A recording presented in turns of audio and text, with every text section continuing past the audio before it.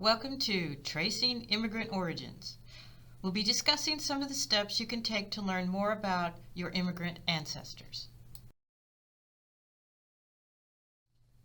We'll be looking at these 6 specific steps to learn more about your immigrant ancestor.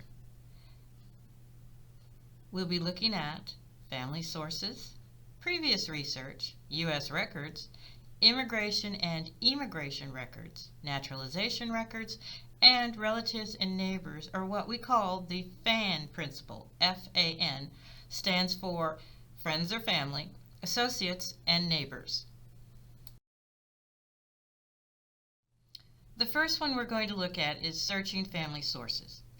Genealogy is all about family, so take advantage of the opportunities you have to discuss your family and their traditions with other family members. Remember to gather personal and biographical information. Ask open-ended questions to encourage the people you're talking to really share what they know about the family. Record these interviews whenever possible. Look for family keepsakes. Treasures such as photos, Bibles, diaries, journals, and newspaper clippings can greatly add to your understanding of the family and its history. Be on the lookout for documents like birth, marriage, and death certificates, wills, deeds, and immigration naturalization documents. Take advantage of prior research such as online family trees, paying particular attention to the sources and records supporting the information provided on the tree. Published resources such as family histories, biographies, and county histories can also help us locate key documents. Check out online or digitized editions of books found on websites such as archive.org, Google Books, FamilySearch.org, and state and county websites like Missouri's Missouri Digital Heritage.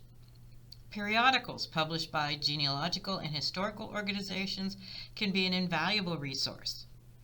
For more local records, don't overlook the online and on-site collections at libraries and genealogical or historical societies in the locations where your immigrant ancestor lived. Genealogical research works most effectively from the present back to the past. Working backwards through time affords us the best chance of identifying our ancestors' hometowns, essential information for locating our ancestors' pre-immigration records. Many countries, especially European countries, do not have a central location for their records. Records are usually found at the county or town level. So you need to do everything possible with available U.S. records to focus your search on a specific location in the country from which your immigrant ancestor immigrated. Census records are very helpful in tracing immigrant origins. While the U.S. federal census, which dates back to 1790, is the best known, many states and territories also ran their own censuses. The data collected in each census is unique to that census, but information like that shown here on this slide was often collected and recorded by census enumerators, especially after 1850 when the U.S. federal census first recorded information for everyone living in the household instead of just the head of house. This chart illustrates the immigration-related information found in each U.S. federal census from 1850 to 1950. The 1940 and 1950 U.S. federal censuses also included a statistical survey of only 5% of those enumerated. Questions asked about language spoken and parents' birthplaces, shown with an asterisk on this chart, were only asked of those who were included in this survey set. The 1920 U.S. federal census was the only U.S. federal census to ask respondents to provide their actual year of naturalization, hence the red X on this chart. Make it a goal to follow your immigrant ancestor from census to census throughout their life in the U.S. Note your ancestor's birthplace and their parents' birthplaces when provided. This information may be more detailed in some censuses than others. For example, one census may list a person's place of birth as Germany, another may list it as Bavaria. Use the language spoken column information to focus your research on specific regions within larger countries. such as the once vast Austrian Empire. Dates of immigration and/or years in the U.S. were recorded on the U.S. federal censuses from 1890 to 1930. Use these dates as a starting point when looking for your ancestors' names on passenger lists. Be prepared to accept minor inconsistencies in recorded dates of immigration, especially if this information was collected many years after the immigrant entered the U.S. These dates give you a good place to start your research. We'll return to immigration and naturalization later on in this class. Do note, though, in this example, this is a different John Schaefer family than the one used in a previous example. Both are from Darmstadt, both were born in 1830, and both married women named Catherine. Both have a son named John, born in 1858, but this John is from Philadelphia, while the earlier John was from New York.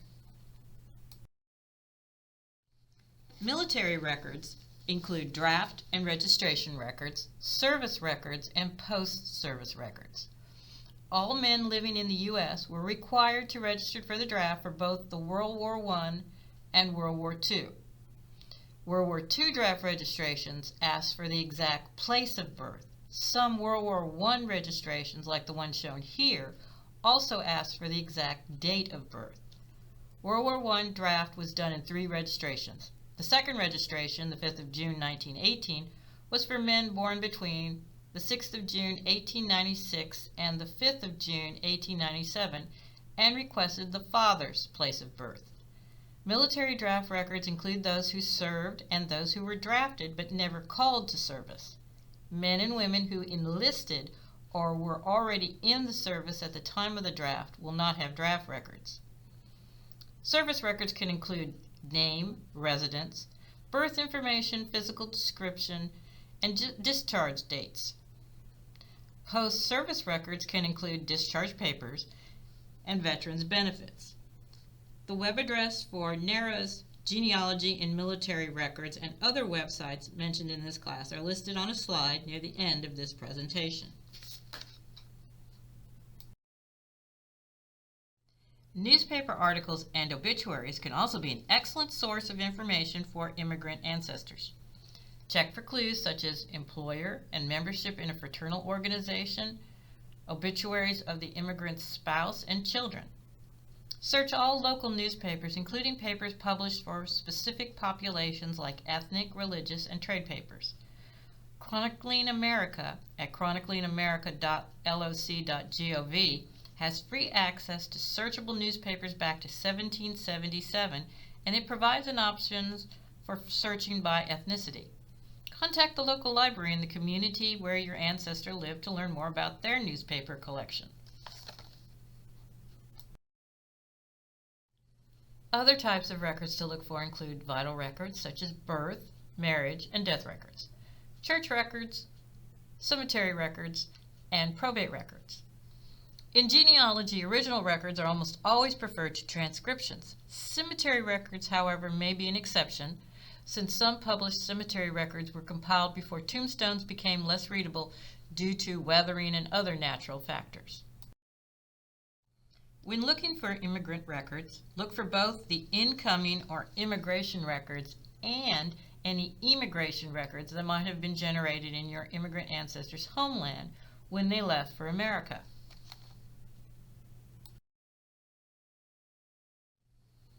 If you know your immigrant ancestors' country of origin, look to see if that country's records include immigration records.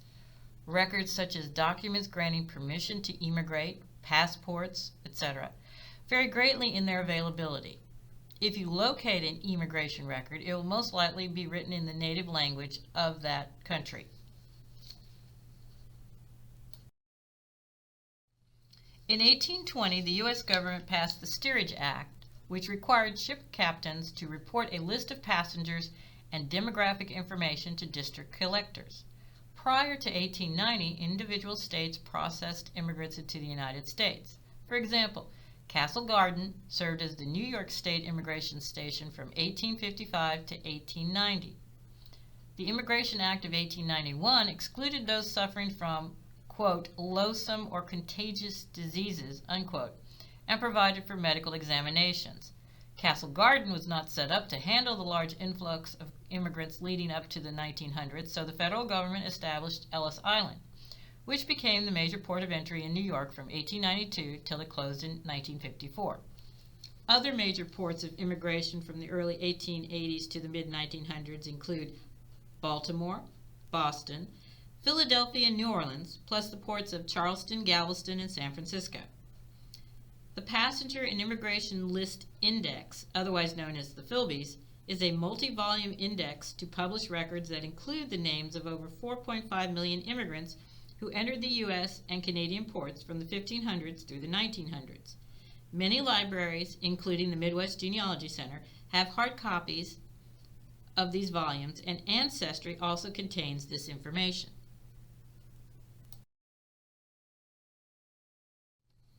Don't forget to check to see if other family members are listed on the same passenger list. Check women's maiden names. In some countries, such as Italy and Germany, women often kept their maiden names after they married. Passenger lists after 1906 generally included the following information: ship information, passenger information such as name and age of the immigrant, birthplace, physical description, and occupation. Additional information such as name and address of a relative or friend in that country, and the passenger's final destination in the U.S. Check for added notes. Sometimes notes about citizenship were added, such as a district number or certificate number. Check for bonus pages. And look at the end of the manifest for lists that include births, deaths, marriages, stowaways, or detained aliens. When searching in an online database like Ancestry, view the result or the image and then page through the rest of the images in that document to see if it contains any other relevant family information. Some online resources for passenger lists include Ancestry, Family Search, Ellis Island and Castle Garden, Steve Morris One Step, National Archives and Records Administration. For naturalization records, there was basically a two-step 5-year rule. After 2 years in the U.S., the alien could file first papers or a declaration of intent. After 3 additional years, alien could petition for naturalization. The top image shows a declaration of intent or first papers for actor Yul Brynner. These stages were recorded on census documents as AL for alien, PA for first papers, and NA for naturalized.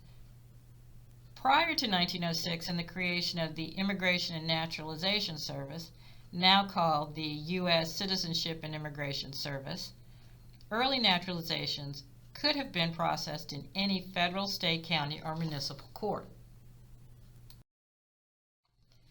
U.S. immigration laws changed over time. For example, you are far less likely to find formal naturalization petitions for women and children during the years shown here, when women assumed their husband's citizenship and children took on their father's. The National Archives and Records Administration and the U.S. Citizenship and Immigration Services are 2 great places to learn more about the laws that were in place during the time your immigrant ancestor came to America and began their journey to becoming a U.S. citizen.